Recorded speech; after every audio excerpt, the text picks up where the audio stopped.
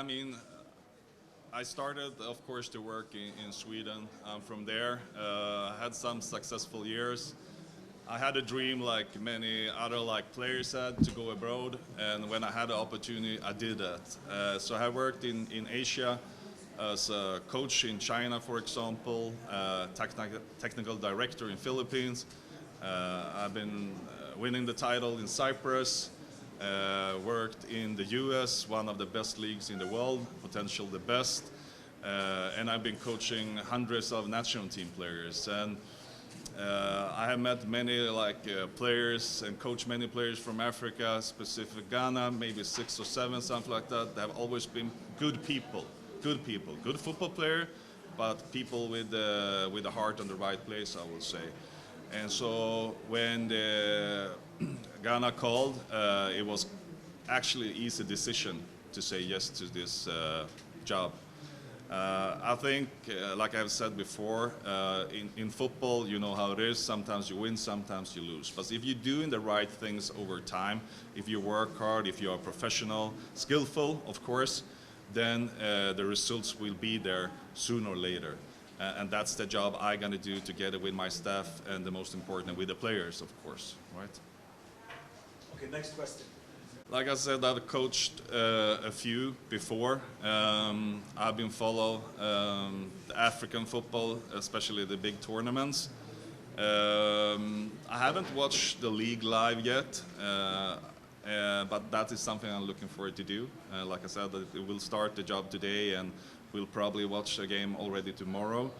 I know like the big stars in all the teams. I'm a coach that really like to see and meet people from different cultures. I think that's something that makes us strong to be open-minded. One good example I had was when I coached in the US for Racing Louisville.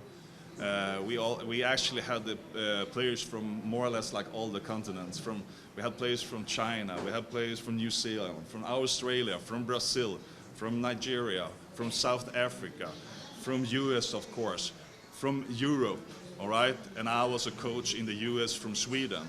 So for me, I just think it's a strength when you connect with people from new countries and with new cultures. And I'm looking forward to learn and be a part of your culture. I know the DNA of the football here in Ghana is really important. It's not just about result. The result is very, very important in professional football, for sure. But it's also to play a beautiful football, to play the ball on the ground, and that is something we will not change. Of course, there are details that I think that we can improve, and otherwise, there's no reason for me to be here if I can't make the small details a little bit better, okay? Okay, last question. I mean, it's always a process. I mean, if you just focus, I know it's like a big tournament is on the way with the World Cup in Brazil, and that will be really important to make sure that Ghana will be a part of that tournament, okay? But if we're only talking about that, then we're gonna miss each day. And the job starts from now. We need to make sure that we improve a little bit every single day, okay? So it's gonna start with the first camp now in Morocco for me and the rest of the staff to get to know the players, and then we will start to build it. We're gonna do everything we can to make the people proud of the women's national team, the Black Queens, in the summer.